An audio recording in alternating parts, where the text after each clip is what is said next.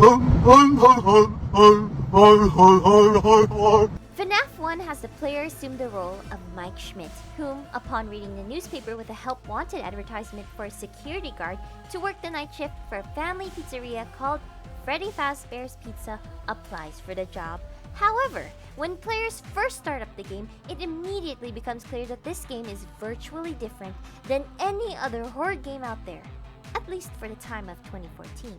This game broke the conventional rule that the player would have to avoid or kill the threats while accomplishing the goal, as here in FNAF, you need to wait for the threats to go to you. Montez Ford's on the scene!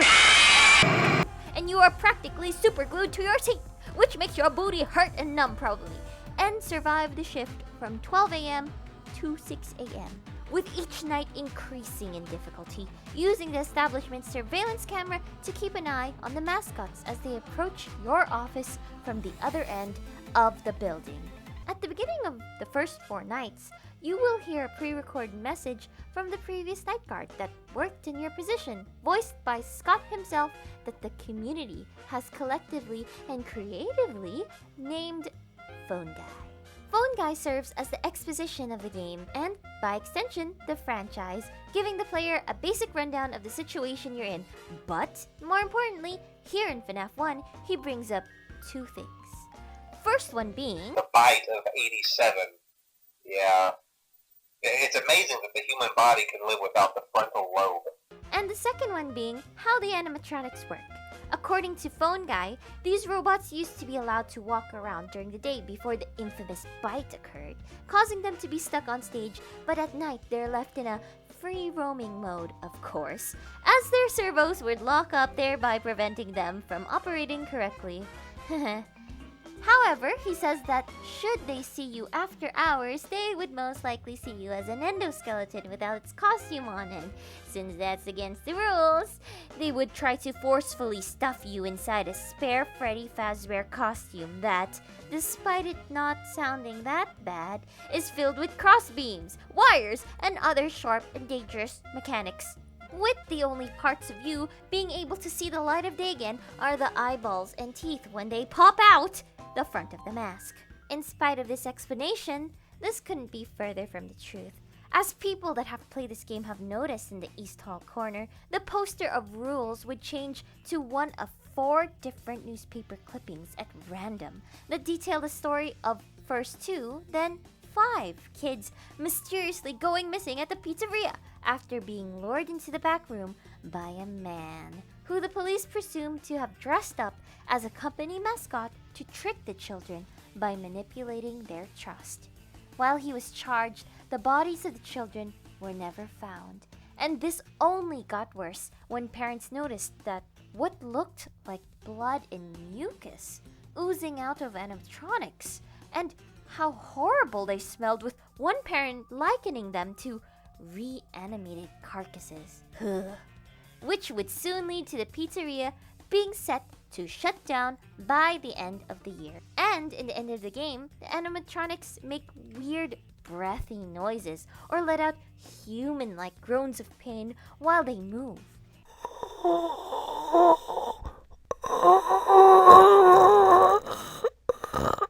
It doesn't take a rocket scientist to put 2 and 2 together here. And it got to the point where it was even brought up in the FNAF movie, which was based on the first FNAF game too. These suits are haunted. It's not just their ghosts that are inside of those machines. It's their bodies.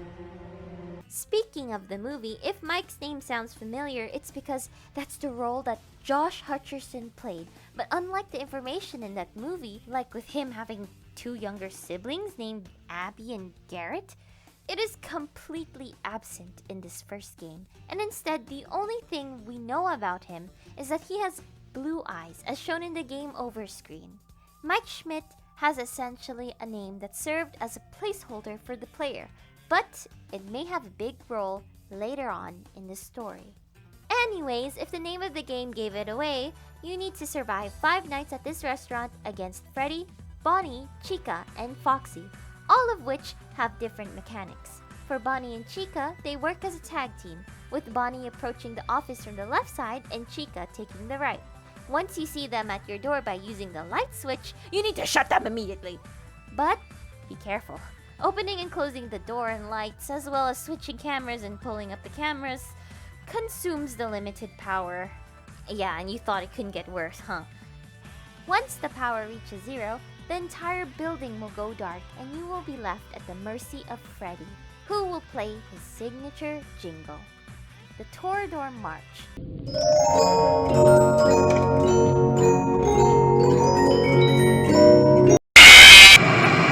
To taunt the player before going in for the kill, ending your run.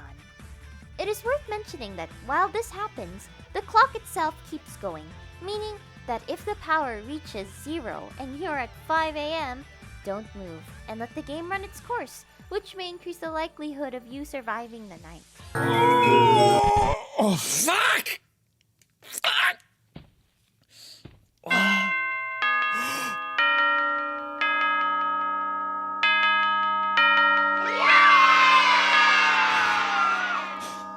Speaking of Freddy, he doesn't start moving until night 3.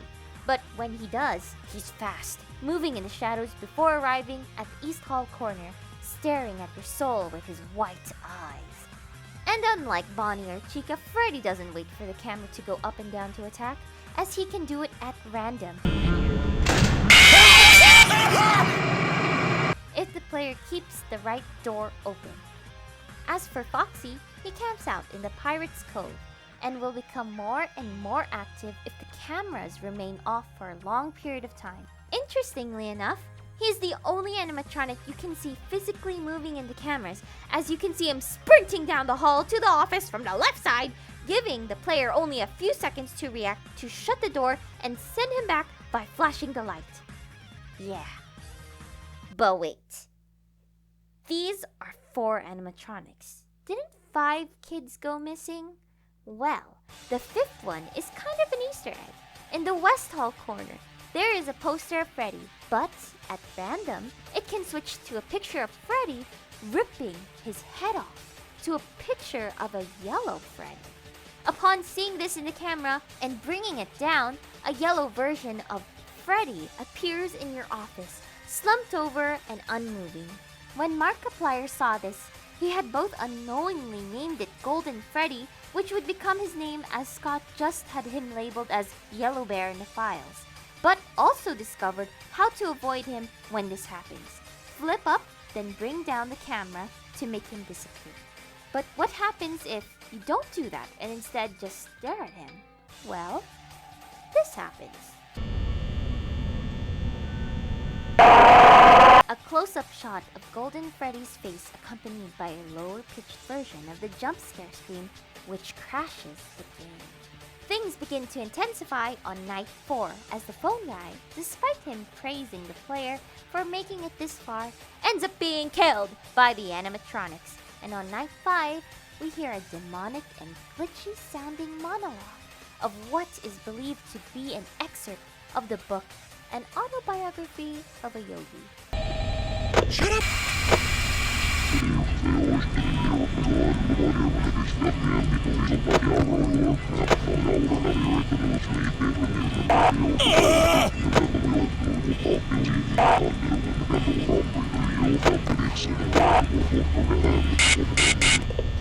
But okay, you managed to survive all 5 nights. What's next? First, you're presented with your check of $120, and we have earned some overtime in the form of the 6th night, which is an even harder version of the 5th night, as well as a star on the main menu. And by beating the 6th night, we earn a very rewarding 50 cents, another star on the main menu, and we unlock the custom night, which allows us to set the difficulty of the animatronics on a scale of 0 to 20, with 0 being the easiest to 20 being the most difficult. It is worth bringing up that these checks are where we learn the name of our protagonist character. And regardless of the difficulty settings, say for one, we receive our pink slip, meaning that we just got fired for tampering with the animatronics, general unprofessionalism, and odor. That one difficulty that is being referred to here is the 1987 difficulty, where a rumor was set that by setting the custom night difficulty to this, you would unlock a secret ending. But Scott extinguished this by providing a game-crashing Golden Freddy jump scare instead upon pressing ready. To this day, we still don't know who was responsible for causing the bite. As for what would happen if the player set all the characters to 20, the ending of being fired is still the same, but the player would earn a third and final star on the menu. According to Scott, this mode should have been impossible, but YouTubers like Big Bug and Markiplier were able to pull it off, with the former being the first and the latter having dubbed himself as the king of Five Nights at Freddy's. All in all, this first game became a smash hit, with even Scott saying that it was a lightning in a bottle and he wouldn't change anything about it, unlike the other games. And speaking of those, it wouldn't be long before we got an announcement of the second game.